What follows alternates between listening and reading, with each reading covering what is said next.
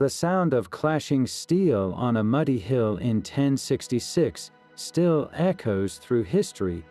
This was the Battle of Hastings, a single day that shattered an ancient kingdom and forged a new one.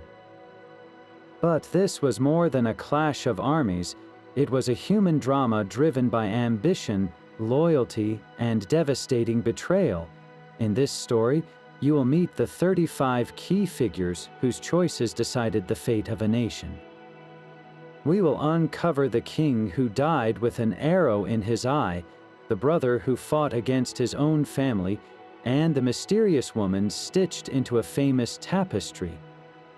By the end, you will understand how the ambitions of a handful of people permanently reshaped the English language, its laws, and its crown. What personal sacrifice do you think truly defines a legacy? King Harold Godwinson rose to power in a storm of controversy. With the death of Edward the Confessor, England's throne stood empty, and Harold, a powerful earl with immense influence, swiftly seized the crown. His coronation was immediate, but whispers of illegitimacy followed him from the start. The most damaging claim came from across the English Channel. William, the Duke of Normandy, insisted Harold had once sworn a sacred oath, pledging his support for William's own claim to the throne. Was this a forced vow made under duress, or a genuine promise later broken? The truth of that oath became the very justification for invasion. Harold was no stranger to war, a battle-hardened leader who had just orchestrated a stunning victory against the Viking king, Harald Hardrada, at Stamford Bridge in the north. His army marched nearly 200 miles in only a few days, a testament to his determination and the loyalty he commanded, yet that very triumph created his greatest weakness. His forces were exhausted, and while they celebrated one hard-won battle, a new and far more dangerous threat was landing on the southern coast. The pressure on Harold was immense, a kingdom balanced on the edge of a sword. He made a fateful choice, forcing his weary men on another brutal march south to confront William at Hastings. There, on that bloody hill, his legacy was forever sealed. The Bayeux Tapestry, that grand medieval narrative in thread, immortalizes his end.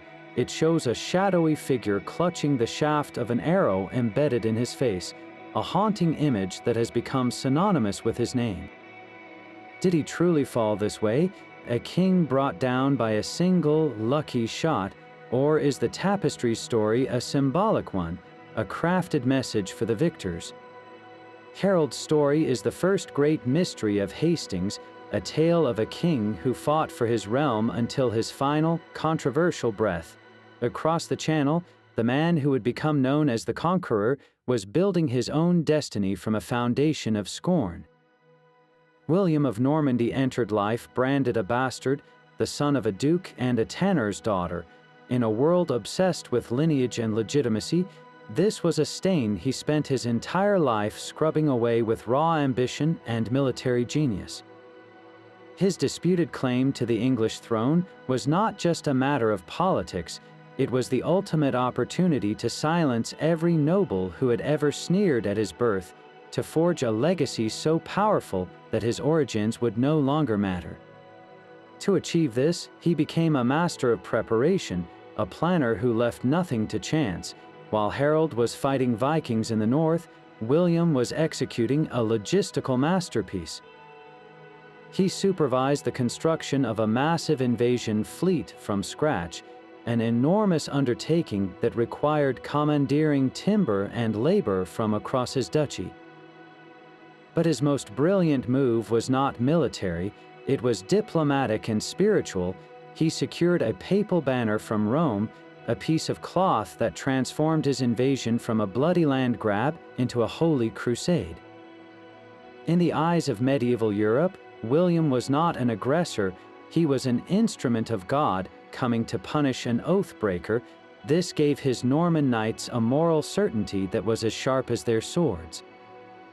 On the battlefield at Hastings, that certainty was tested against the formidable English shield wall. For hours, Harold's housecarls held the high ground, their interlocked shields forming an almost impenetrable barrier. William's response was a display of psychological warfare. He ordered a series of feigned retreats, a tactic requiring incredible discipline. Groups of his knights would surge forward, clash with the English line, and then suddenly turn and flee in apparent panic. It was a trap, and it worked devastatingly well. Sections of the English line, believing victory was at hand, broke formation to chase the fleeing Normans down the hill. They were immediately isolated and cut down. This masterful trick, repeated throughout the long afternoon, slowly bled the English army dry, creating the fatal gaps that ultimately decided the battle. The victory at Hastings was only the beginning. William's consolidation of power was as methodical and brutal as his invasion. He systematically crushed rebellions across England in a campaign so merciless it became known as the Harrying of the North. He redistributed the lands of the fallen English nobility to his loyal Norman barons, forever altering the country's ruling class, and he commissioned the Domesday Book, a vast survey of every parcel of land and every farm animal in his new kingdom, so he could tax it all. This was not merely a king claiming a crown. This was an administrator building a new state, brick by bureaucratic brick. The bastard duke had not only conquered a kingdom.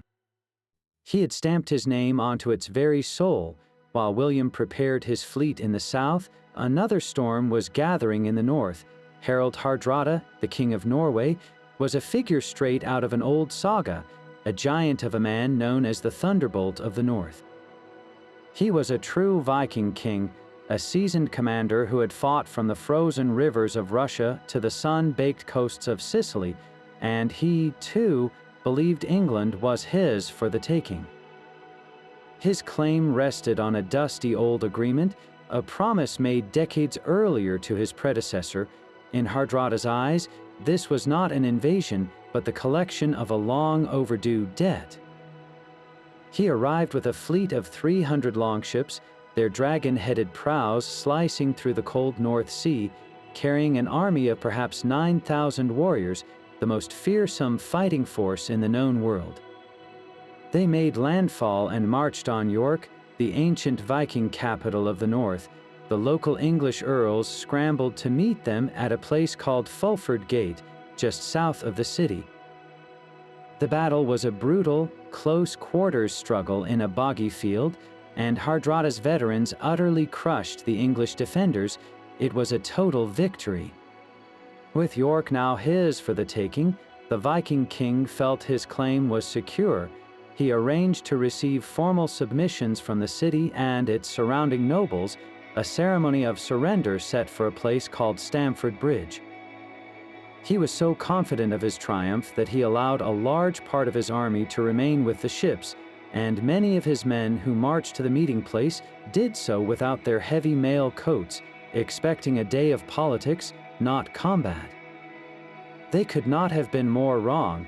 King Harold Godwinson, instead of waiting in London for William, had done the unthinkable. He force-marched his entire household army north, covering nearly 200 miles in just 4 days, a feat of endurance that stunned contemporaries. The Viking host, basking in their victory and anticipating a peaceful surrender, was caught completely by surprise. The English army appeared on the horizon like a vengeful ghost, arriving with such speed that the Vikings had no time to call for reinforcements or don their full armor. What followed was not a battle, but a slaughter.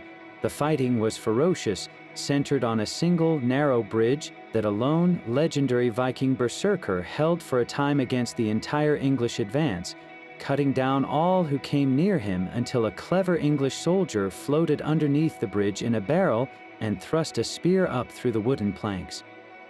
Hardrada himself, fighting like the hero of old, was cut down in the thick of the combat, his thunderous reign ended by an anonymous arrow. His surviving forces, shattered and leaderless, were allowed to sail away in only 24 ships, a pitiful remnant of the grand fleet that had arrived. Harold had saved his kingdom from the last great Viking army, a stunning military triumph that secured his northern flank, but this victory came at a terrible, hidden cost. His own elite troops, the housecarls who formed the backbone of his army, were exhausted and bloodied. They had no time to rest, to mourn their dead, or to heal their wounds. Within days of their heroic victory at Stamford Bridge, the news arrived. William had landed in the south. Harold now had to turn his weary, depleted army around and march them back down the length of England to face a fresh, well-supplied, and brilliantly led Norman enemy. The battle against the Thunderbolt of the North had been won, but in winning it, Harold may have already lost the war. The deepest wounds are often dealt by family. While Harold Godwinson faced threats from across the sea, his most dangerous enemy was the man who had once stood beside him, his own brother, Tostig. Their story is one of a bitter rift that tore a family apart and helped pull a kingdom into the abyss. Tostig was not always an outsider. For a decade, he served as the Earl of Northumbria, a powerful lord governing the wild and fiercely independent north of England. But his rule was harsh and deeply unpopular.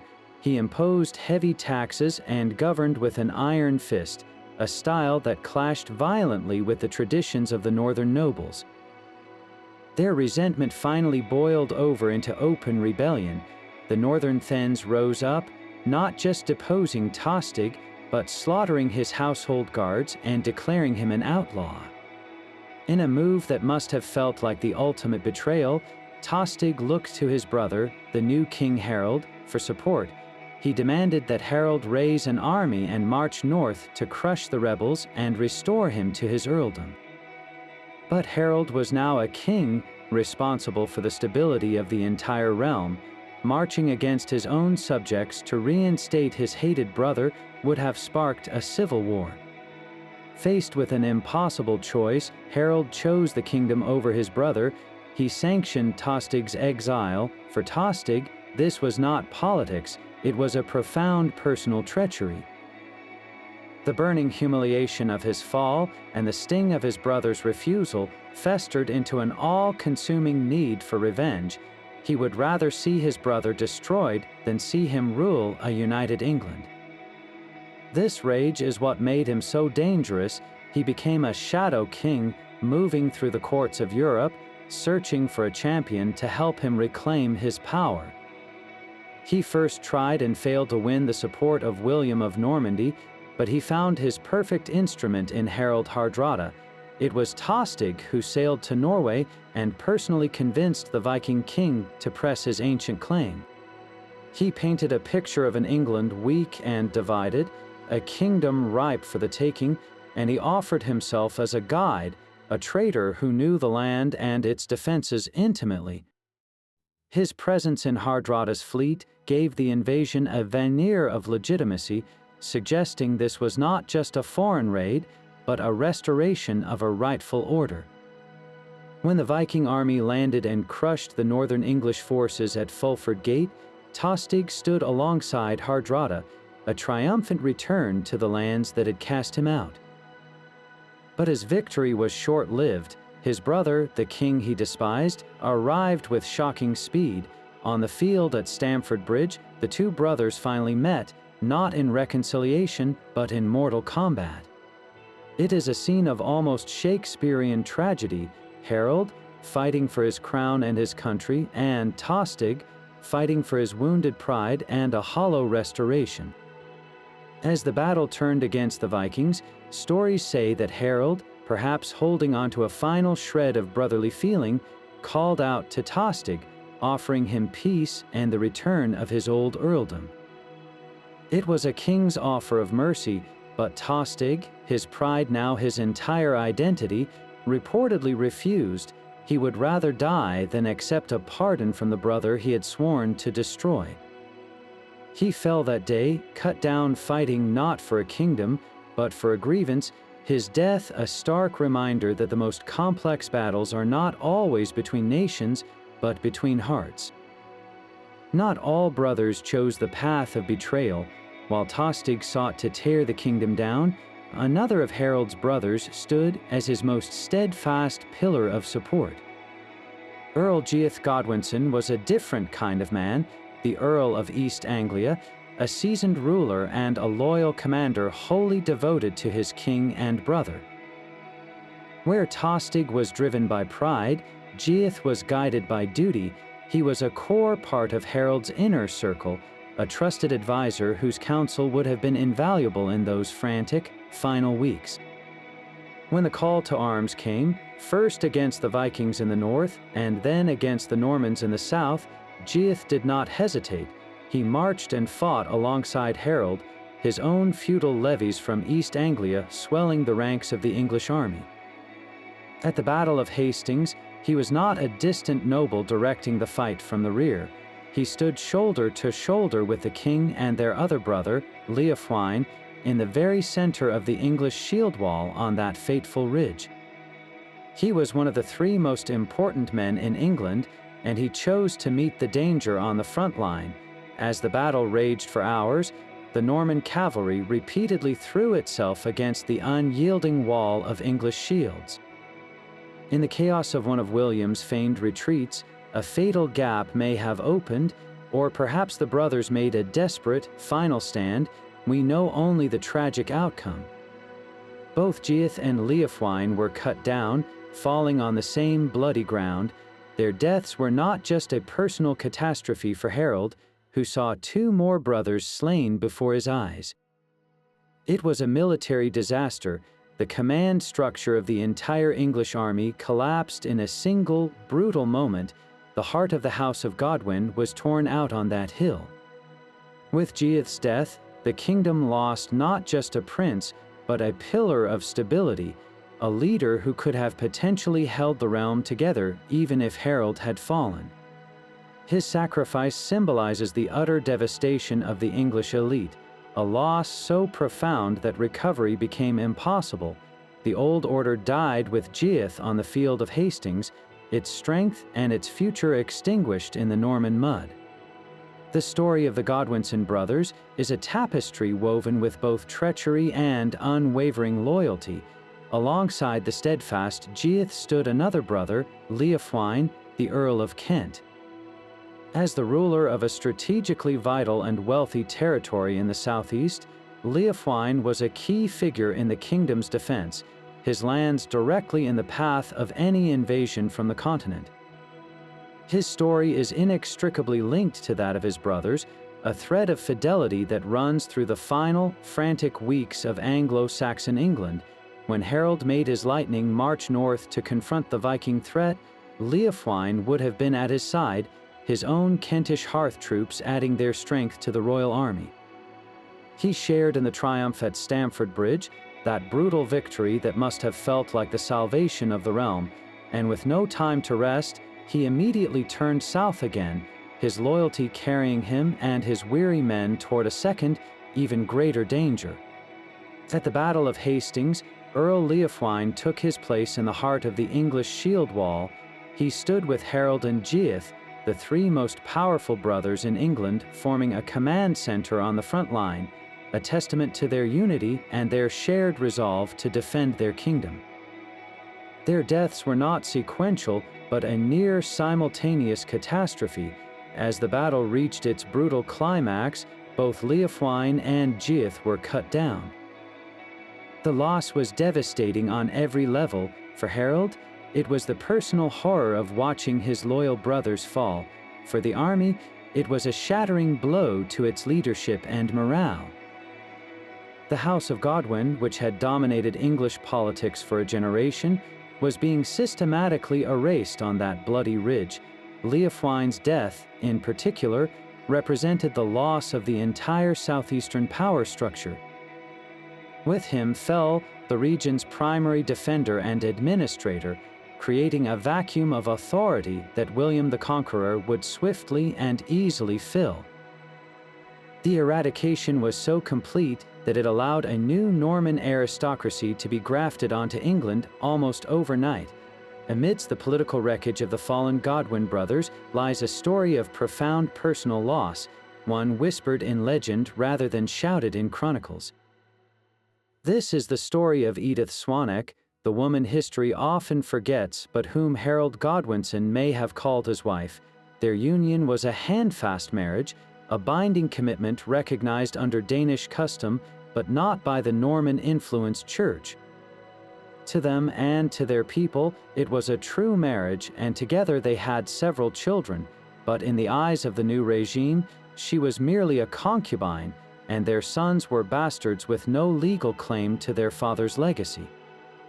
This legal technicality, enforced by the victors, effectively erased her line from the succession, ensuring no son of Harold would ever challenge William for the throne. It is in the aftermath of the battle, however, that her story becomes a timeless legend of love and grief. As the Norman forces stripped the dead of their armor and valuables, King Harold's body was said to have been so brutally mutilated that his own retainers could not recognize him. The task of identifying the fallen king fell to the one person who would know him beyond any scar or disfigurement. According to the poignant tale, Edith Swanwick was led onto the blood-soaked field. She walked among the countless dead, a solitary figure in a landscape of horror, until she found him. It was said she identified him not by his face or his kingly marks, but by intimate, personal details known only to a lover. Could you recognize someone you loved, not by how they looked, but by the very essence of their body, even in death? Her quiet, devastating act stands in stark contrast to the grand political narratives of oaths and conquests. It reminds us that behind the chronicles of kings and battles, there were human hearts, and that the true cost of Hastings was measured not only in lost crowns, but in private, silent sorrow.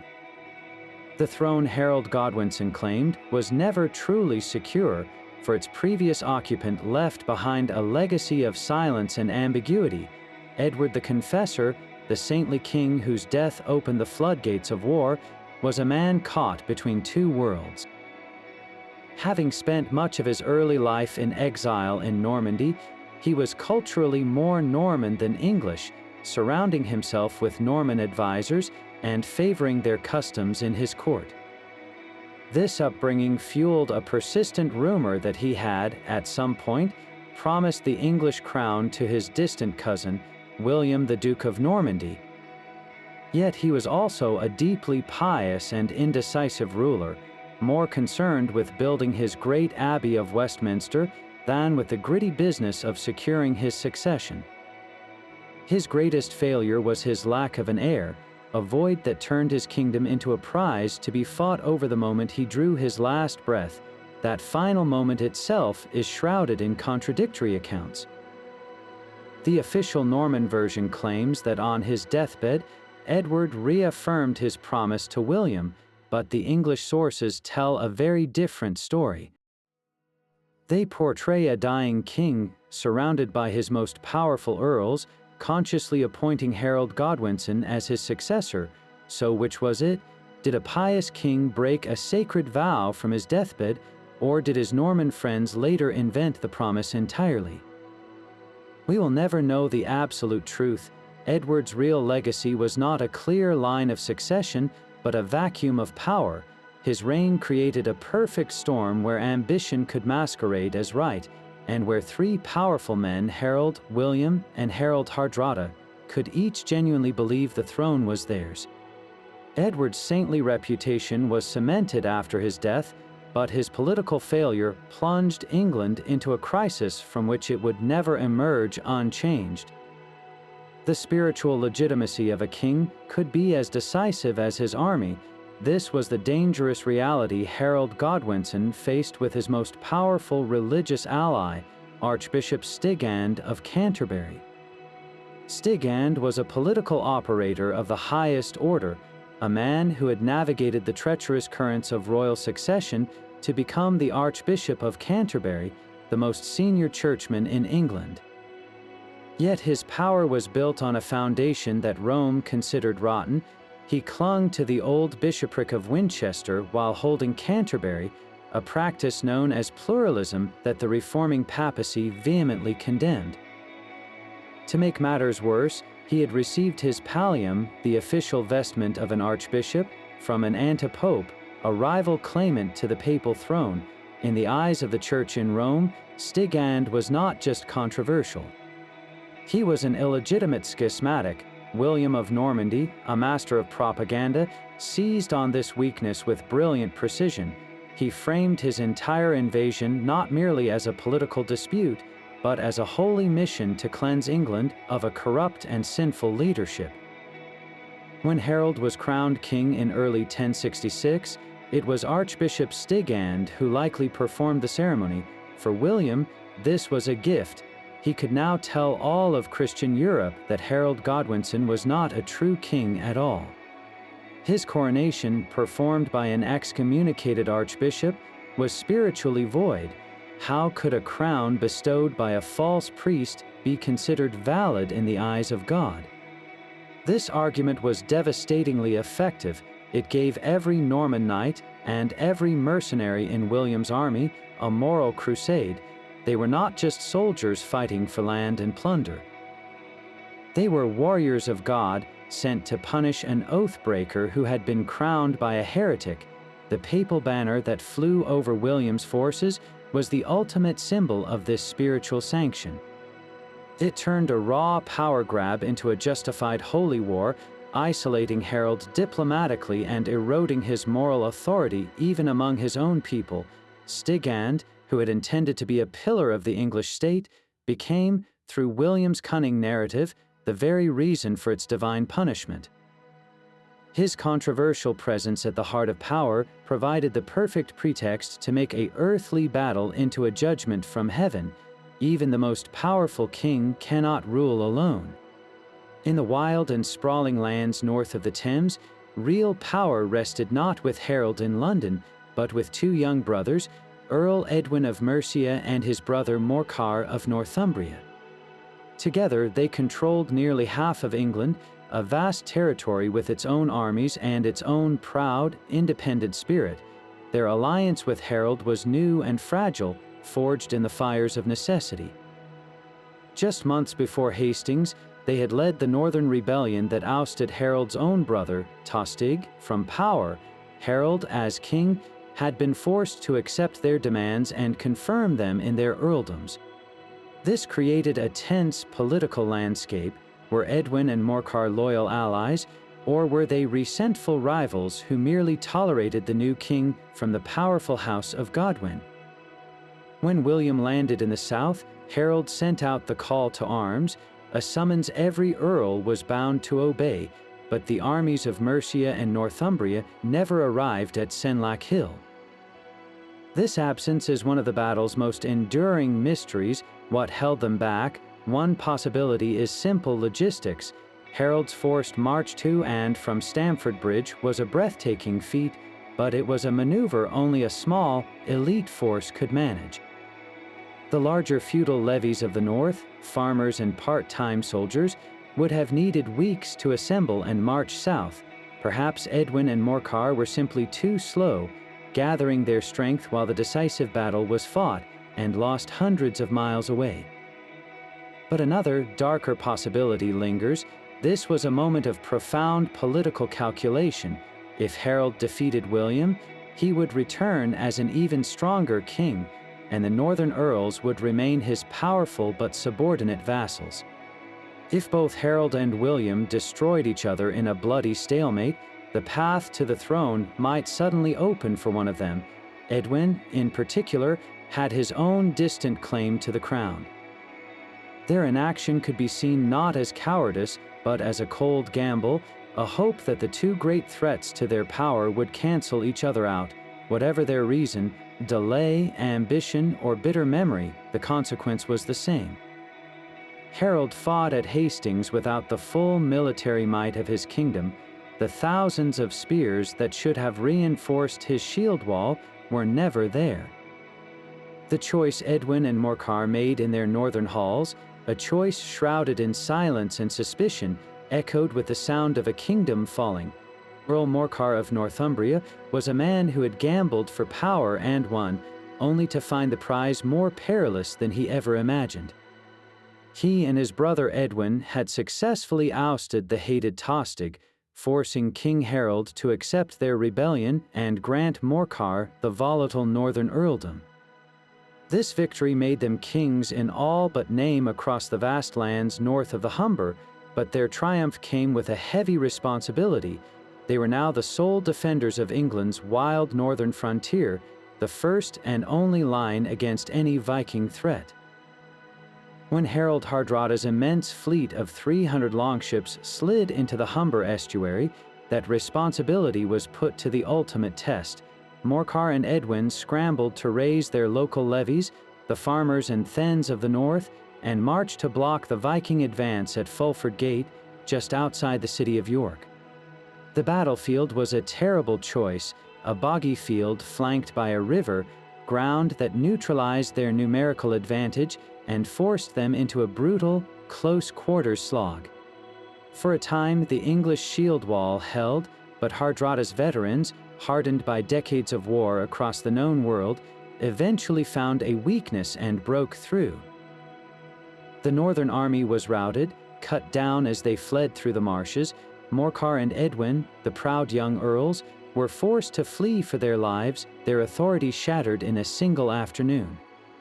Their defeat was catastrophic, but it was their actions in the days that followed that would seal their place in history's harsh judgment. King Harold performed the miraculous, marching his household army 200 miles in 4 days to annihilate the Vikings at Stamford Bridge. In the aftermath of that stunning victory, with the Viking host destroyed and the kingdom saved, Harold called upon the northern earls. He needed their surviving troops to join his own weary men for the desperate march south to face William. The chronicles fall silent on their response. Morcar and his brother, their own forces shattered and their lands vulnerable, did not answer the call. Was it a deliberate betrayal, a cold calculation to let the southern king and the Norman duke bleed each other dry, or was it a simple, tragic reality of war, with their army broken and their people traumatized, leaving them with nothing more to give? Their absence on the road south meant Harold faced William with a depleted, exhausted force, a decisive factor in the disaster at Hastings. Morcar's story is a stark lesson in the fleeting nature of power, a reminder that a victory in a political revolt offers no protection when the wolves are truly at the door. But the threads of betrayal and loyalty stretched across the sea itself, woven by a man who stood with a foot in both worlds. In the very court of Edward the Confessor, a Norman knight named Robert Fitz-Wimmark held a position of trust and influence. He was a living symbol of the deep Norman roots already embedded in English soil long before William's fleet ever set sail. As a trusted courtier, he moved freely among the Anglo-Saxon elite, privy to their counsels and their secrets. When Edward died and Harold Godwinson swiftly took the crown, Robert Fitz-Wimmark became more than just a courtier. He became a spy. According to Norman chronicles, it was he who sent a secret message across the Channel, a vital piece of intelligence informing Duke William that Harold had seized the throne. This was not just gossip, it was a strategic report from a well-placed agent, confirming the very act of oath-breaking that William needed to justify his invasion. Think of the immense power held in that single, clandestine message. It traveled from the heart of the English court to the court of Normandy, carrying with it the fate of 2 nations. Fitz-Wimmark's role reveals a critical truth often lost in the grand story of the battle. The conquest was not a sudden clash between 2 entirely separate kingdoms. It was the violent culmination of years of intermingling, of political alliances and deep-seated espionage. The English nobility was not a monolithic bloc united against the Normans. Men like Robert Fitz-Wimmark show us a court fractured by competing loyalties, where a trusted knight could secretly serve a foreign duke, paving the way for an invasion with a carefully worded dispatch. His continued favor after the conquest, rewarded with even greater lands by William, proves just how valuable his inside information truly was. Among William's inner circle stood a man whose loyalty was as sharp as his ambition.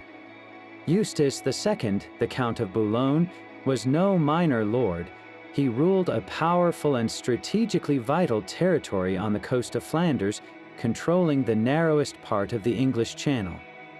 His alliance with William was not born of blind loyalty, but of calculated self-interest. By joining the Norman invasion, Eustace was investing in a future where his own power and wealth would be dramatically expanded, a chance to carve out a vast new estate from the rich lands of England. He arrived at Hastings with his own contingent of well-armed knights, a significant addition to William's multinational force, and it is on the Bayeux Tapestry that he makes his most dramatic appearance. In the heat of the battle, a devastating rumor began to sweep through the Norman ranks.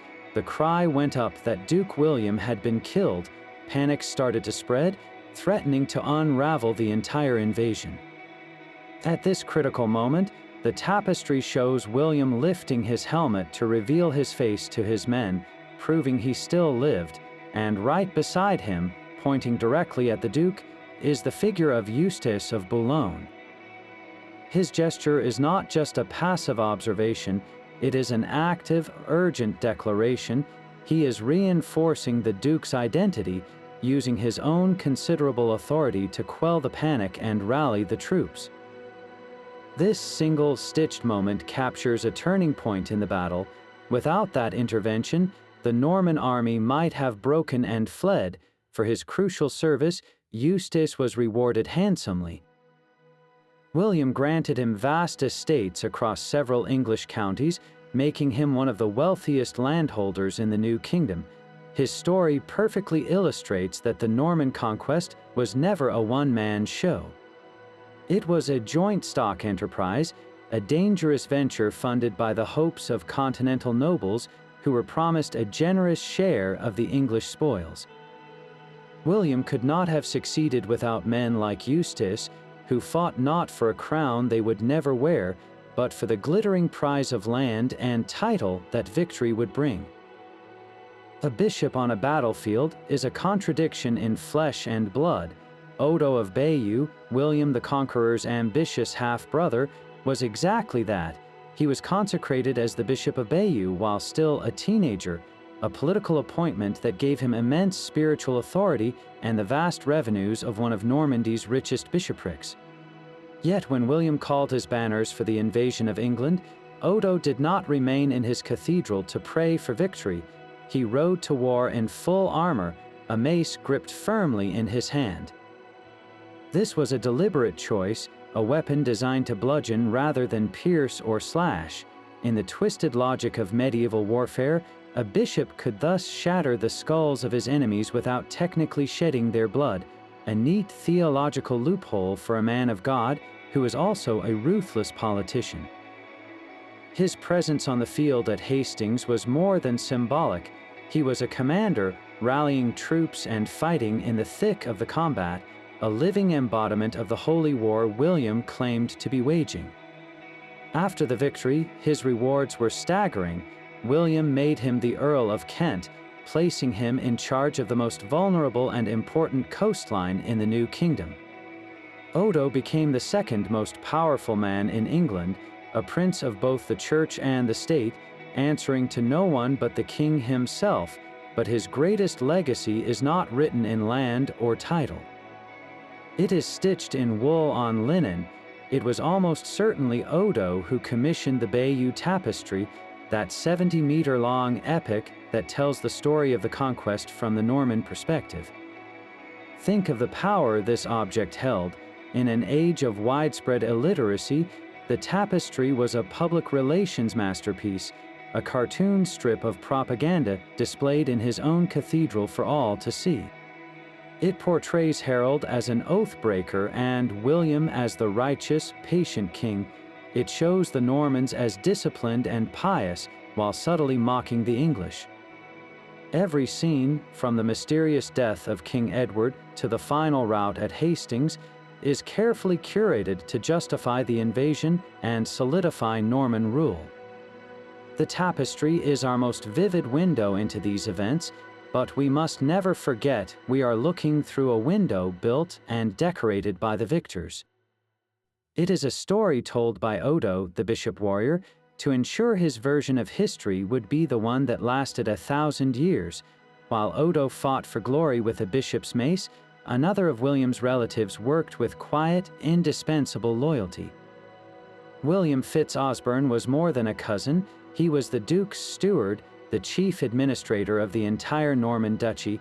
His role was not glamorous, but it was the bedrock upon which the invasion was built.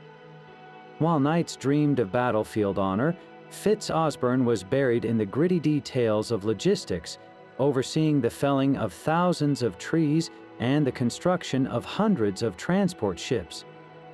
He managed the stockpiling of food, weapons, and armor, transforming William's ambitious dream into a tangible, seaworthy reality.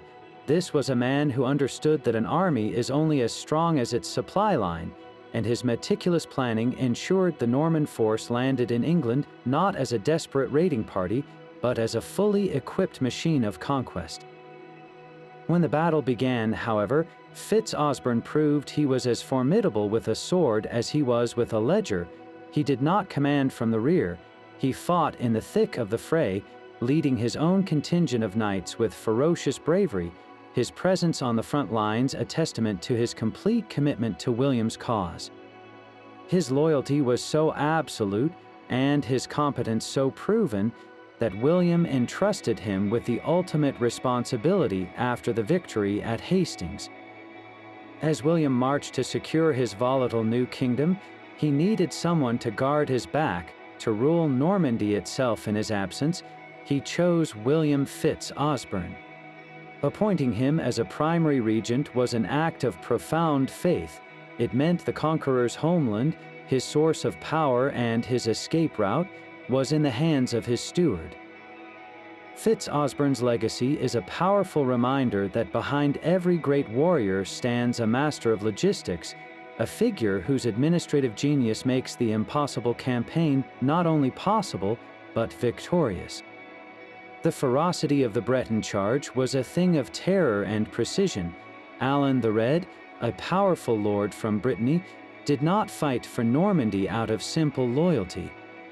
He was a key partner in William's grand coalition, leading a vital contingent of Breton cavalry that brought its own unique style of warfare to the field at Hastings.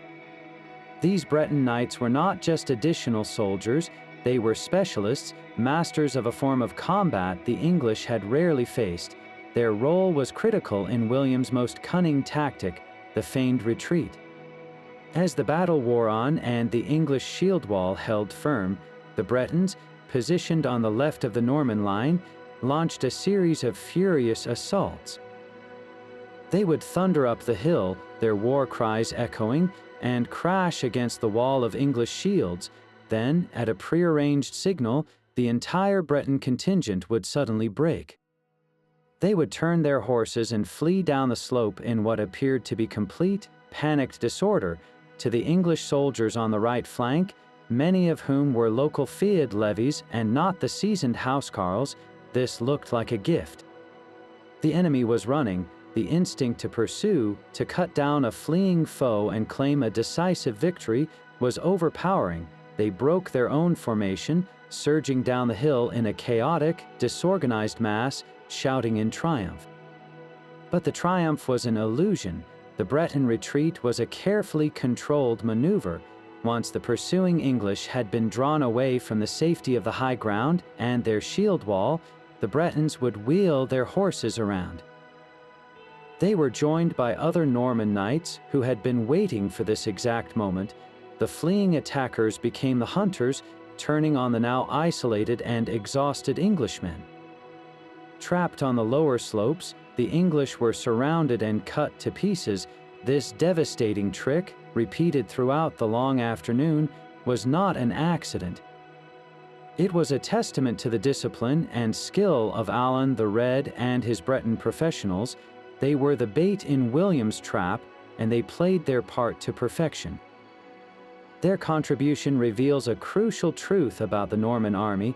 It was not a monolithic force. It was a patchwork alliance of Normans, Bretons, Flemings, and French adventurers, each group bringing its own strengths to the battlefield. William's genius lay not just in his own command, but in his ability to orchestrate these diverse components into a single, lethal instrument. The Bretons, under Alan the Red, provided the tactical finesse that slowly, methodically dismantled the English defense, one feigned flight at a time. A fleet does not build itself. While William the Conqueror provided the vision, it was the loyalty and deep pockets of his barons that turned that vision into a reality of wood and sail.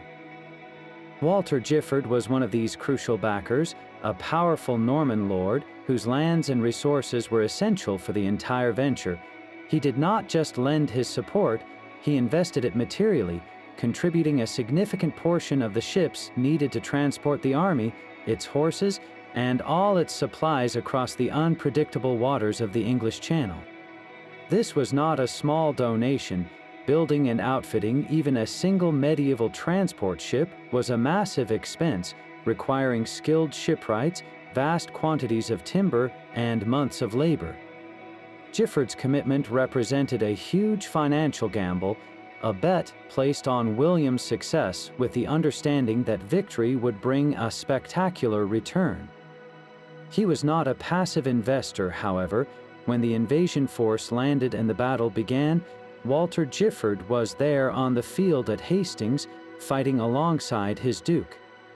His presence linked the logistical triumph of the crossing directly to the brutal combat on the ridge, a man who had helped build the bridge to England now helping to secure it with his sword. And his gamble paid off handsomely. In the great redistribution of English land that followed the conquest, Walter Giffard was rewarded with vast estates scattered across the country. These were not empty plots of wilderness, they were the prosperous manors and villages once owned by English thegns who had fallen at Hastings or been stripped of their titles for opposing the new regime. With a stroke of a royal charter, the old English aristocracy was dispossessed, and a new Norman landlord, Walter Giffard, took their place. His story is a perfect, and perfectly common, example of how the Norman conquest worked on the ground. It was a wholesale transfer of wealth and power, where loyalty to William was repaid with the land and labor of a conquered people, establishing a new ruling class that would dominate England for centuries to come. Stitched into the Tapestry's narrative, just after Harold's fateful oath, is a scene that has baffled historians for centuries. A woman named Aelfjuva stands in a doorway, her name embroidered above her. A cleric reaches out, his hand nearly touching her face, while from the architectural frame below, a nude figure gestures suggestively towards them. This single, bizarre image is an island of intimate mystery in a story of armies and kings. Who was she? The tapestry offers no explanation, leaving her identity as one of the most tantalizing puzzles of the entire conquest. One prominent theory links her to a scandal in William's own court. A Norman chronicler mentions a woman named Aelfjuva who was sent from England to be educated in Normandy, only to become the subject of disgraceful rumors involving a local cleric. If this is the same woman, the tapestry might be subtly mocking Harold Godwinson by implying his sister was involved in an immoral affair, thus tarnishing his family's honor and reinforcing William's narrative of English corruption. Yet another possibility connects her to Harold himself. He had a daughter named Aelfjuva, and some suggest the scene could represent a proposed marriage alliance that was later broken, another example of Harold's supposed perfidy. Or perhaps she was the wife of a powerful English noble, her story a piece of lost political gossip that would have been instantly understood by the tapestry's original audience. The very ambiguity is the point. Aelfjuva represents the countless personal stories, the private scandals and hidden alliances that were swept up in the tidal wave of the Norman conquest. While we focus on the grand movements of armies, the tapestry reminds us that history is also made in quiet rooms through whispered words and fleeting touches. Her silent, enigmatic presence asks us a profound question: how many lives and how many truths have been lost to time, leaving behind only a name and a gesture, forever frozen in thread? The English housecarls were more than just soldiers. They were the unbreakable spine of Harold's army. These were professional warriors, the full-time, paid fighting men of the Anglo-Saxon elite, bound by oaths of loyalty that stretched beyond death. Picture them standing shoulder to shoulder at the crest of Senlac Hill, a wall of men and iron. Each one was a master of his craft, clad from head to toe in a knee-length coat of chainmail that shimmered like fish scales in the October light. But their most fearsome weapon was the Great Dane axe. This was not a tool for a common man. It was a massive, two-handed instrument of destruction, with a blade so sharp and a haft so long it could cleave a horse and its rider in a single terrible swing. For hours, these elite warriors formed the core of the English shield wall, a living fortress that defied the Norman assault. They interlocked their round shields, creating a barrier that seemed more like a cliff face than a line of soldiers. From behind this wall, they could swing their immense axes in devastating arcs, scything down any knight who dared come too close. The sound must have been deafening, the roar of battle cries against the constant, thunderous crash of steel on wood and the sickening thud of axe meeting flesh. They were not just holding a line, they were performing a grim, efficient dance of death, their discipline and sheer grit turning the high ground into a slaughterhouse for William's finest cavalry. How long could such a defense hold against an endless tide of chivalry? The answer was most of the day. Their legendary stand was what made William's victory seem impossible for so long. But even the strongest wall can crumble if its foundation is chipped away. The housecarls' greatest strength, their unwavering discipline, was ultimately turned against them.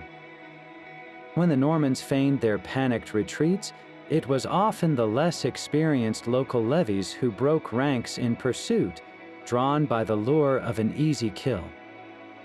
The housecarls, bound by duty to hold the line, could not follow without abandoning their strategic advantage. This created deadly gaps in the shield wall, isolating small groups of these elite warriors. Surrounded and cut off from their comrades, they fought with a ferocity that became the stuff of saga. They did not surrender.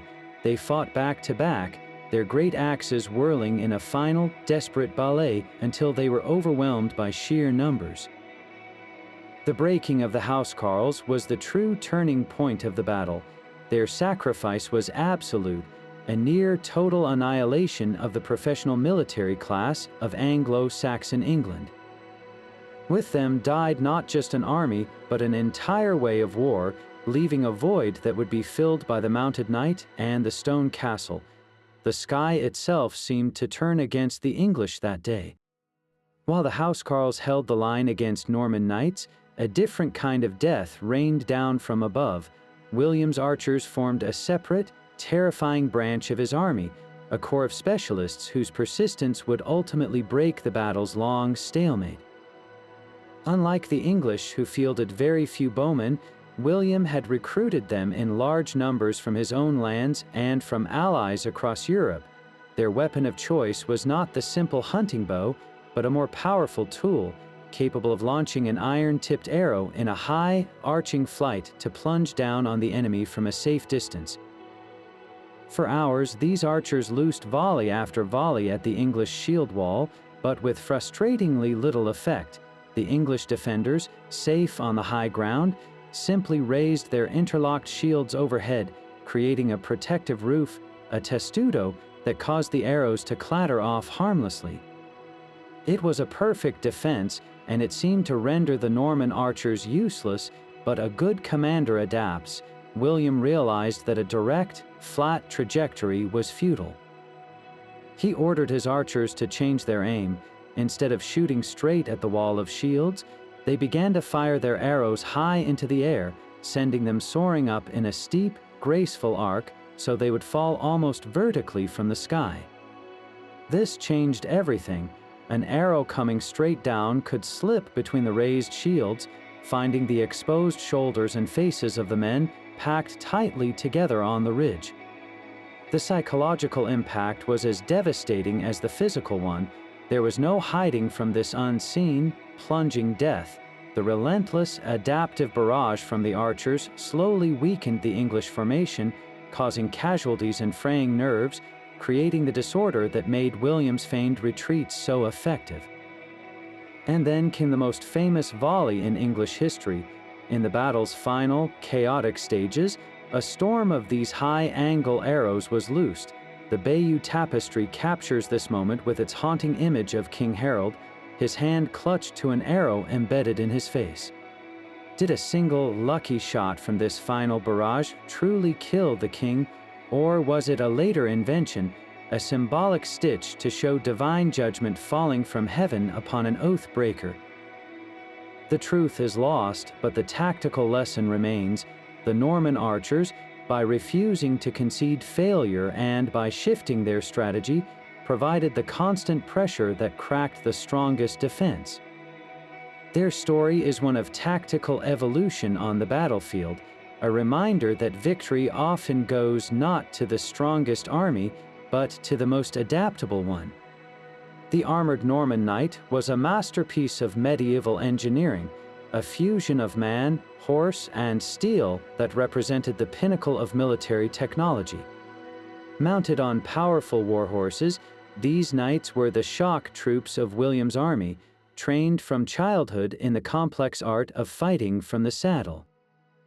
Their primary weapon was the couched lance, a technique that transformed a simple spear into a devastating instrument of force. Instead of throwing the lance or jabbing with it overhead, a knight would tuck the weapon tightly under his arm, locking it against his body. This turned the combined weight of the rider and the charging horse into a single, focused point of impact, a human projectile capable of shattering shields and breaking bone with one thunderous collision. They were designed to be William's hammer, meant to smash through the English lines on that October morning, yet, against the disciplined English shield wall, this hammer initially failed. The steep slope of Senlac Hill slowed their charge to a labored climb, robbing them of their crucial momentum. The wall of interlocked shields held firm, a bristling fortress from which the English housecarls swung their Great Dane axes, lethally effective against the legs of horses and the armor of their riders. Time and again, the Norman cavalry surged up the hill, only to be thrown back in a chaotic clatter of steel and screaming horses. The very technology that made them so formidable on open ground became a liability against the unyielding high ground defense. But the Normans were more than just brutes on horseback. Their true sophistication lay in their ability to adapt, to turn a failed direct assault into a masterpiece of psychological warfare. When the charge could not break the wall, they used the charge to tempt it into breaking itself. The feigned retreat was a tactic of breathtaking audacity, requiring a level of discipline that few armies in Europe could muster. A group of knights would launch a furious attack, clashing with the shield wall with seeming desperation. Then, on a hidden signal, they would suddenly disengage, turning their horses and racing back down the hill in a display of perfect, panicked disorder. To the English Field, the part-time local levies holding the flanks, this was an irresistible sight. Seeing their noble enemies flee, they broke their own formation, surging down the slope in a disorganized mob, shouting in triumph as they pursued what they believed was a routed foe. It was a deadly illusion. Once the English were isolated on the lower, flatter ground, exhausted and far from the safety of the shield wall, the fleeing knights would wheel their horses around. They were joined by fresh reserves waiting for this exact moment. The hunters became the hunted, trapped and slaughtered in the killing zone. This brilliant, cruel trick was repeated throughout the long afternoon, each successful feint bleeding the English army dry, carving fatal holes in a line that no direct force could penetrate. The Norman cavalry's ultimate victory was not won by the strength of their charge, but by the cleverness of their flight a testament to a military machine that could think as well as it could fight. Behind the legendary housecarls stood the true backbone of England's defense, the Fyrd. These were not professional warriors, but farmers, blacksmiths, and craftsmen, part-time soldiers called from their fields and forges to defend their king and their shires. They formed the vast majority of the army that stood on Senlac Hill, their round shields locked tightly together to create the immense shield wall that defied the Normans for hours. But their bodies were pushed far beyond any reasonable limit. Just days before, these same men had been part of the force that marched nearly 250 miles to Stamford Bridge, fought a brutal, day-long battle against the Vikings, and then immediately turned around to force march back south to meet William. Think of that exhaustion, a deep, bone-weary fatigue that no sleep could cure. They had already given their all for one victory, and now they were being asked to stand against a fresh, professional army. Their lack of formal training became a fatal vulnerability as the battle wore on. While the housecarls had the discipline to hold the line, the Fyrd men, fueled by adrenaline and a desperate hope for a quick end, were more easily tricked. When they saw the Norman knights suddenly turn and flee in apparent panic, the temptation was too great. For a farmer holding a simple spear, the chance to chase down a wealthy, armored knight and claim a victory must have felt irresistible. They broke ranks, surging down the hill in disorganized pursuit, only to be surrounded and slaughtered when the feigned retreat revealed its true, murderous purpose. Each time a section of the Fyrd broke, it created a gap in the shield wall, an opening the Norman knights exploited with ruthless efficiency. The very men who formed the wall's strength, through their sheer numbers, also became its greatest weakness. Their heroic endurance and local loyalty were no match for the cunning of an enemy who understood how to prey on fatigue and inexperience. The tragedy of the Fyrd is that they fought not for ambition or gold, but for home, and their sacrifice was swallowed by the relentless, professional machinery of Norman war. The spiritual battlefield proved as decisive as the muddy slopes of Senlac Hill. Pope Alexander II, sitting in Rome, became an unlikely but crucial player in the drama unfolding in England. His decision to support William's invasion was a stunning diplomatic coup that transformed the entire character of the conflict. William's envoys were masters of persuasion, presenting their duke not as a greedy aggressor, but as a pious reformer. They argued that the English church was mired in corruption, and they pointed directly to the scandalous figure of Archbishop Stigand. His pluralism and his appointment by an antipope were painted as symptoms of a deep spiritual sickness that only a righteous intervention could cure. Harold Godwinson, crowned by this very same Stigand, was therefore not a legitimate king, but a usurper propped up by a sinful and illegitimate church hierarchy. This brilliant framing turned a political dispute over a disputed oath into a holy cause. The ultimate symbol of this papal endorsement was a simple but powerful object, a papal banner sent from Rome to be carried before William's army.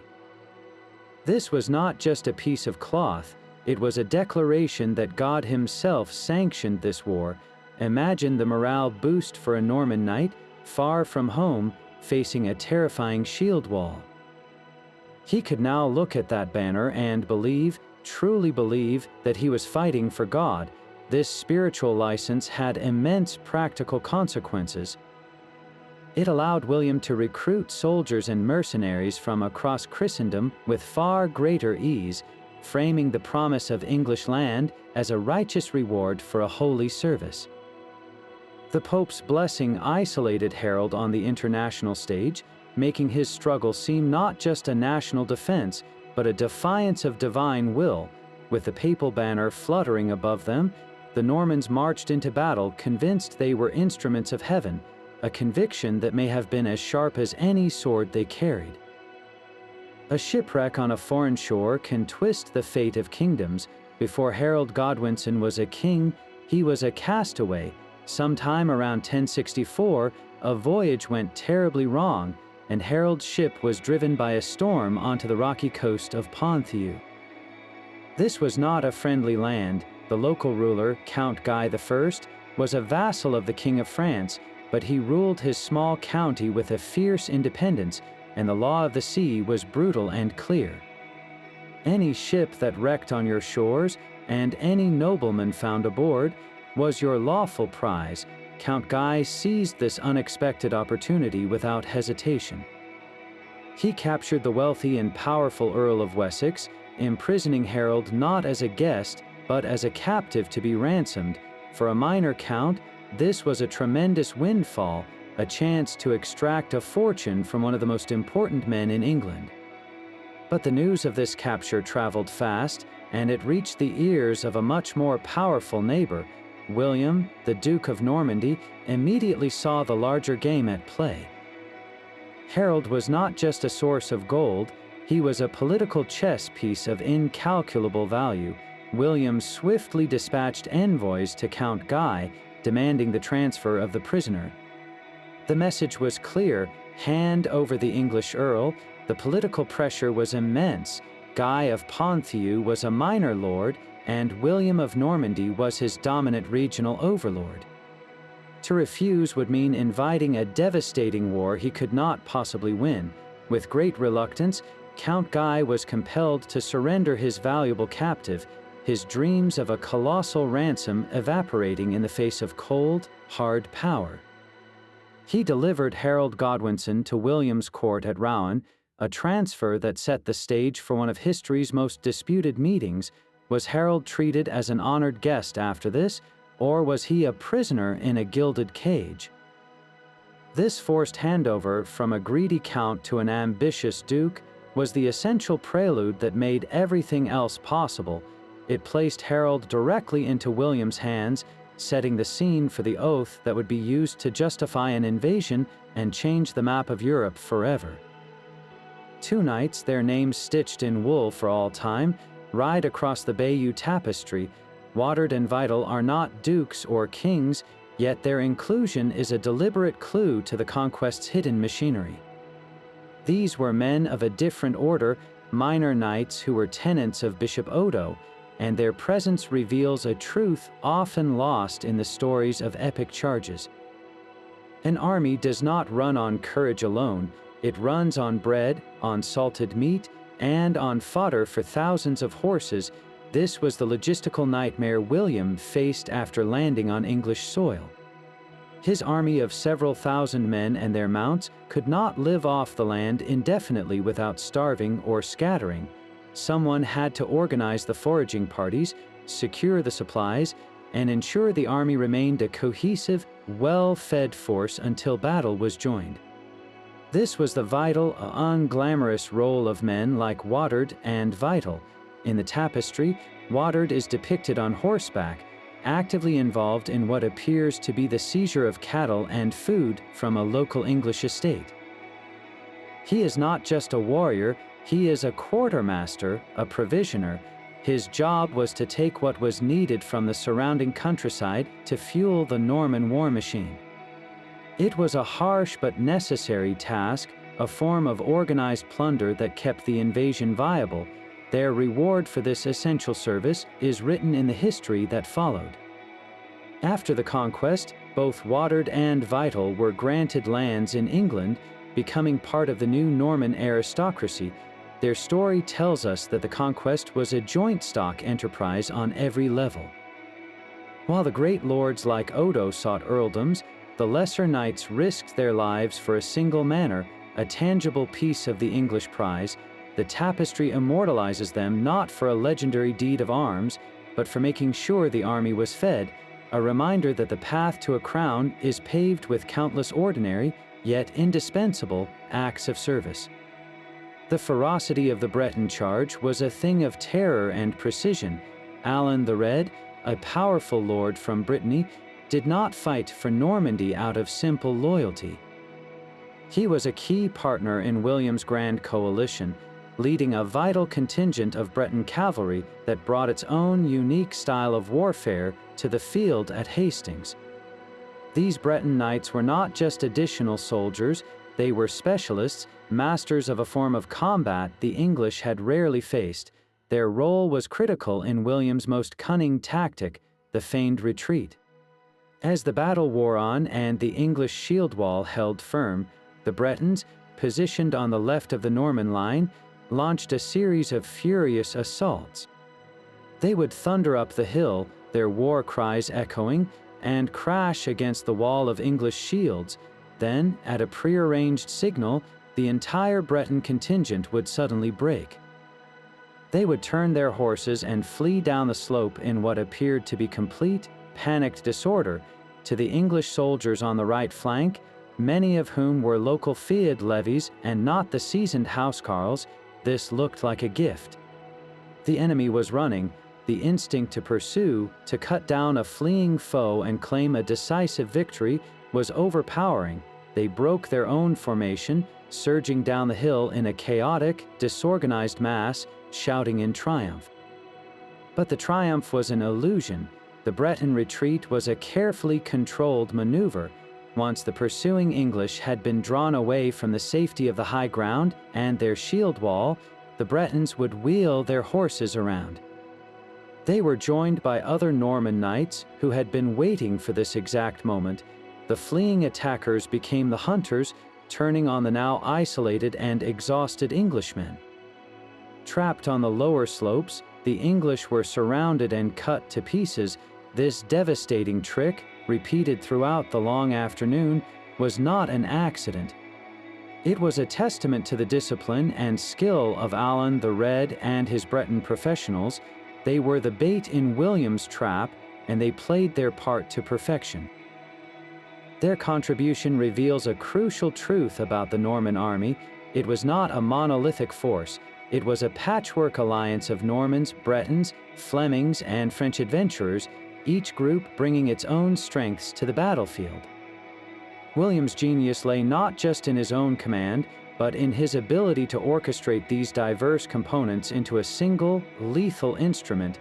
The Bretons, under Alan the Red, provided the tactical finesse that slowly, methodically dismantled the English defense, one feigned flight at a time.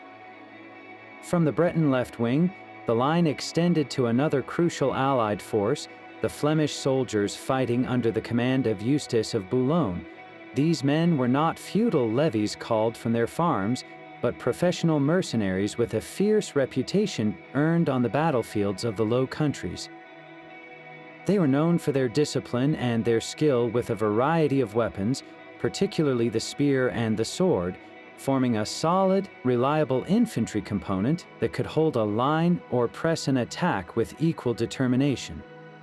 On the crowded, chaotic ridge at Hastings, their role was to add relentless pressure to the Norman left, working in concert with the Bretons to stretch and test the English shield wall. While the Breton cavalry executed their feigned retreats, the Flemish foot soldiers provided a steady, advancing threat, a wall of steel that gave the English no respite. Their very presence speaks to the complex web of alliances William the Conqueror had to master. Eustace was not a Norman vassal. He was an independent count who had joined the enterprise for his own gain, and he brought his own household knights and his own Flemish professionals with him. This was the true nature of the invasion force. It was a coalition army, a patchwork of Normans, Bretons, Frenchmen, and Flemings, each group bound to William by separate ties of feudal obligation, promised reward, or simple opportunity. No single region in Normandy could have supplied all the men needed for such a risky campaign. William's genius lay in his ability to weave these disparate threads into a single, cohesive rope strong enough to pull down a kingdom. The Flemish contingent, with their professional ethos and foreign accents, were a vital strand in that rope, their cold steel helping to sever the old English order for good.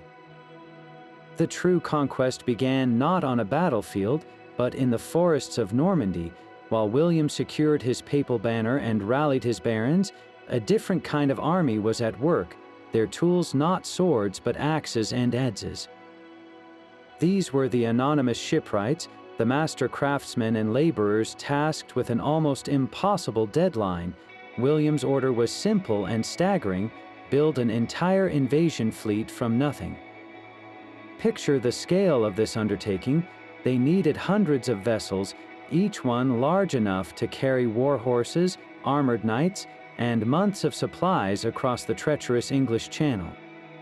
This was not a project of years, but of a single frantic season. The command went out, and the timber began to fall. Woodsmen felled thousands of trees, selecting the strongest oaks for the keels and ribs of the ships. In makeshift shipyards all along the Norman coast, the sound of hammers and saws would have been deafening. These craftsmen worked from experience and inherited knowledge, shaping green wood into seaworthy hulls without a single blueprint or engineer's plan. They were building the very bridge to England, a bridge made of wood and human sweat. Every nail forged, every plank shaped and tarred, was a step closer to invasion. Without their anonymous, skillful labor, William's grand ambition would have remained a fantasy, his knights and archers stranded on the wrong side of the water. The organizational power this represents is almost breathtaking, coordinating the sourcing of materials, the management of hundreds of workers, and the launch of a unified fleet was a logistical triumph that rivaled the battle itself. These nameless shipwrights are the ultimate unsung heroes of 1066. They built the stage upon which the drama of kings would be played out, their hammers quietly laying the foundation for a new kingdom. A lone rider galloped through the Sussex dawn, his message more valuable than a chest of gold. He was the anonymous scout, one of the countless forgotten figures whose small action tilted the balance of history. His mission was simple yet vital: to watch the northern roads for any sign of King Harold's approach. When he spotted the dust cloud of the English army, he did not hesitate. He turned his horse and raced back to the Norman camp with the most crucial intelligence William would receive: the English were coming, and they were coming fast. This was the moment William had prepared for. He now held a priceless advantage, the gift of time. Instead of being caught off guard, he could act. He made a decisive choice to abandon his fortified defensive positions and march out to meet Harold, forcing the English to fight immediately after their grueling march. This single piece of information transformed the entire strategic picture. William seized the initiative, choosing the ground and the timing of the engagement. He forced Harold to deploy his exhausted men on the defensive, robbing them of any chance to rest or choose a more favorable battlefield. The scouts' report turned the Normans from potential targets into aggressors, allowing them to dictate the terms of the clash. Think of the immense pressure this placed on Harold. His men were footsore and weary, yet they were now compelled to form a shield wall immediately or be overrun on the march. That unknown scout, whose name is lost to time, provided the catalyst that set the final, fatal confrontation in motion. His ride reminds us that history is not only shaped by kings and generals, but by the swiftness of a messenger and the clarity of a single, timely report. A rumor can be more deadly than a sword. In the brutal press of the afternoon at Hastings, a single cry began to ripple through the Norman ranks, a whisper of pure terror that threatened to unravel everything. William is dead, the Duke has fallen. For an army held together by feudal loyalty and the magnetic force of one man's will, this was the ultimate catastrophe. Morale, that invisible scaffold of every army, began to crumble in an instant. Panic is a contagion, and it started to spread, men turning from the fight, their hearts filled with the dread of being leaderless in a hostile land. The entire invasion, a project of years and a fortune in ships and promises, teetered on the edge of a bloody collapse into the Sussex mud. It was in this moment of absolute crisis that William the Conqueror proved why he was a leader of legend. He did not delegate the task of reassurance to his captains. He took the danger upon himself. Spurring his horse forward through the chaos, he did something breathtakingly simple and utterly courageous. He ripped off his helmet, lifting it high so his face was fully visible to the swirling mass of frightened knights and soldiers. His features, contorted with a mix of fury and determination, were now clear for all to see. He was very much alive, his voice, raw and powerful, cut through the din of battle, shouting to his men that he lived, that he would conquer, and that God was with them. This was not a speech from the rear lines, it was a performance of sheer, defiant will at the point of maximum danger. The effect was electric. The sight of their duke, exposed but unyielding, shattered the paralyzing rumor. The fleeing knights halted, their fear transforming back into a furious resolve. The line steadied, and the Norman assault regained its crushing momentum. This single act reveals the fragile human element at the core of medieval warfare. An army is not a machine. It is a collection of men who need to believe, and on that day, their belief was entirely invested in the living, breathing man who dared to show them his face. They were the true landowners of England, the local lords whose power was rooted in the soil they defended. The Thens formed the crucial middle layer of Anglo-Saxon society, a class of warrior nobility that stood between the great earls and the common farmers. When the call to arms came, they did not just bring their own swords, they rallied the men from their villages, leading their neighbors and tenants to form the proud, if weary, ranks of the English shield wall. Their motivation was not abstract loyalty to a distant crown, but something far more immediate. They fought for their king, yes, but more urgently, they fought for their own fields, their own timber halls, and the ancient freedoms of their local shires. A Norman victory meant more than a change of ruler. It meant the certain loss of everything they and their ancestors had built, the dispossession of their lands, and the end of their world. At Hastings, the Thens stood and died alongside the housecarls, their own mail coats and finely wrought swords marking them as leaders in the desperate defense. They were primary targets for the Norman knights, and when the shield wall finally broke, their death toll was staggering. The slaughter was not random. It was a systematic eradication of the English ruling class. With the Thens dead, the local resistance across England lost its natural leaders, the men who could organize a rebellion and inspire their people to fight on. This decapitation of the native aristocracy is what made the Norman consolidation of power so swift and so complete. There was no one left to effectively oppose the new order. William and his barons simply moved into a country whose traditional leaders lay buried on a hill in Sussex, their empty lands ready for the taking. The fall of the Thens meant the Old England died not with a single battle, but with 1,000 silenced voices in 1,000 local manors. While the longbow archers filled the sky with their arching volleys, a different kind of specialist waited for his moment. The Norman crossbowman was a distinct and deadly component of William's forces, wielding a weapon of terrifying mechanical efficiency.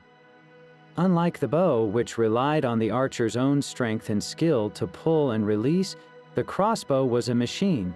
Its user would place his foot in a stirrup, hook the bowstring onto his belt, and straighten his body to draw it, locking the powerful string into a trigger mechanism. This process was slower, but it demanded far less lifetime training. The result was a weapon that could be operated effectively by a soldier who was not a master archer, yet it unleashed a heavy bolt with immense force and shocking accuracy.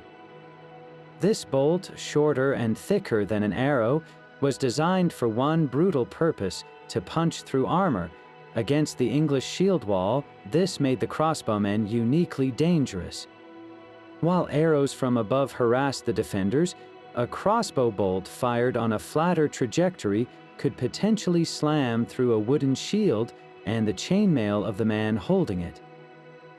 Imagine the impact of such a shot, the sudden, violent intrusion of iron and wood into the tightly packed ranks.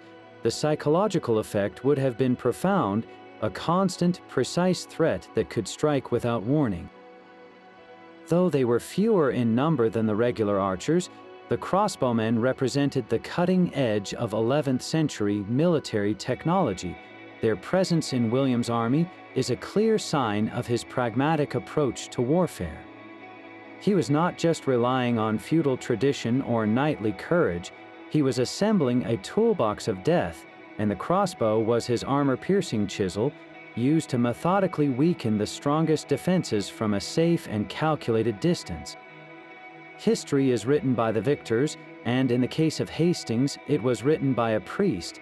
William of Poitiers, a Norman chronicler and former soldier, crafted the official story of the conquest, a narrative so polished and persuasive it would echo through the centuries. His account is our most detailed source, a vivid chronicle of William's brilliant tactics and Harold's perfidy, but we must read his words with a careful eye, for they are not a simple record. They are a masterpiece of propaganda designed for a specific audience, the Pope and the courts of Europe, to forever justify the bloody events of 1066. William of Poitiers portrays his duke as a paragon of virtue, a patient and lawful ruler who only took up arms after exhausting all peaceful options. He describes the English as a barbarous and faithless people, their defeat a divine judgment for their sins. Every event is filtered through this lens. Harold's oath-breaking is presented as an unquestionable fact. The death of King Harold is depicted as a righteous execution. The entire invasion is framed as a holy war, blessed by God and necessary for the moral cleansing of England. This was not history in the modern sense, it was a legal and theological brief, a document meant to solidify Norman rule by controlling the story itself. The true power of these chroniclers lies in their success. For generations, their version of events was accepted as the definitive truth. They turned a messy, brutal power struggle into a clean, moral fable of good triumphing over evil. Their pens proved mightier than the swords at Hastings, for they ensured that William would be remembered not as a usurper, but as the conqueror, a king whose legacy was built on a foundation of divinely sanctioned right. How many other stories from the past have been shaped by such deliberate, persuasive hands? The battlefield fell silent, but the war for England had only just begun. For the English soldiers who escaped the slaughter at Hastings, survival was a desperate, hollow victory. They fled into the woods and marshes of Sussex, discarding their heavy armor to run faster, their world shattered behind them. Some returned to their farms, hoping to salvage a life under the new regime, while others, particularly the nobles and thanes who had lost everything, faced an impossible choice. They could submit to the foreign king now marching toward London, swearing oaths of loyalty to the man who had killed their own, or they could continue a fight that seemed utterly hopeless. In the immediate aftermath, a fragile council in London even attempted to proclaim Edgar the Atheling, the young, last surviving heir of the old royal line, as king. But this was a gesture of defiance without an army to back it. The spine of English resistance had been broken on Senlac Hill. Without their king and without their professional warriors, the remaining earls and bishops soon saw the futility of further battle and submitted to William, offering him the crown of a conquered land. His coronation on Christmas Day in 1066 was a tense and fearful affair, marked by shouts of acclamation from his Norman followers that the English guards outside mistakenly took for a riot, causing them to set fire to the surrounding buildings. It was an ominous beginning, a symbol of the deep mistrust that would define the next 2 decades. True conquest is never measured by a single battle, but by the long, grim process of forcing a people to accept a new reality. For some English survivors, that reality was one of grim accommodation, learning to live under their new Norman masters. For others, particularly in the wild and independent North, submission was not an option.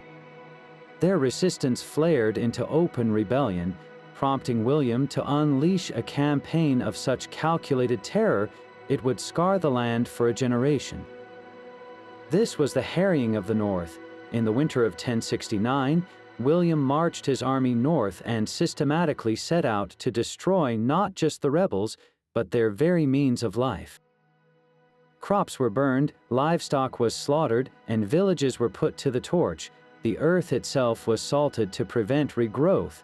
The chronicles, written years later, speak of 100,000 people dying of starvation, of survivors reduced to cannibalism, and of vast tracts of Yorkshire lying empty and deserted for decades. This was not a battle, it was a scorched earth punishment designed to extinguish the very idea of resistance. It worked. The rebellious spirit of the North was broken under the weight of this horrific famine. The stories of the survivors, both those who fled and those who bowed, complete the true narrative of the Norman conquest. It was a story that began on a single bloody day but unfolded over years of fire and starvation, a prolonged subjugation that forever erased the England of the housecarls and thegns, replacing it with a new kingdom built on the ruins of the old. And so we arrive at the final, silent witness to it all. The Bayeux Tapestry itself is the 35th key figure in our story, a 70-meter-long voice stitched in wool on linen. This is not a passive record, it is a masterwork of political persuasion, an active participant in the conquest that continues to shape our understanding of those world-shattering events. Its creation was almost certainly ordered by Bishop Odo of Bayeux, William's half-brother, to be displayed in his new cathedral. Think of the power of this object in an age of widespread illiteracy. It was a public epic, a cartoon strip for the masses, designed to justify the Norman invasion for generations to come. Every scene is carefully curated to tell a specific story, one where Harold is an oath-breaker and William is the patient, righteous king. The tapestry provides unparalleled, vivid detail we would otherwise lack, from the design of the longships to the brutal chaos of the battlefield, yet we must always remember we are seeing events through a Norman lens, a victor's history rendered in colorful thread. Its mysteries, like the enigmatic woman Aelfgiva in her doorway, remind us of the countless personal stories and political scandals now lost to time, leaving us with only a tantalizing, unanswerable question. The tapestry's enduring power lies in this very duality. It is both our most precious historical source and a brilliant piece of medieval propaganda, a narrative so compelling that its version of events, from the sacred oath to the arrow in Harold's eye, has become the dominant story of 1066. It is the ultimate legacy of the battle, a cloth that did not just record history, but successfully created it. The story of Hastings is not a simple duel between two kings, but a vast and tragic tapestry woven from the ambitions of 35 distinct lives. Each thread, from the royal purple of William and Harold to the humble wool of the shipwright and the scout, was essential to the final, bloody picture. This was far more than a single day of combat. It was the explosive culmination of a complex chain of events, where the personal decisions of a brother consumed by betrayal, a bishop who wielded a mace, and a woman who identified her king by love, all converged to alter the destiny of a nation.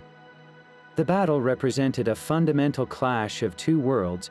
On one side stood the old Anglo-Saxon order, a system built on local loyalties, the immense power of great earls, and the stoic infantry of the shield wall. On the other advanced the new Norman feudal world, a pyramid of structured obligations centered on a powerful king, its military might expressed through the mounted knight and the stone castle. When these two systems collided on Senlac Hill, one was shattered forever.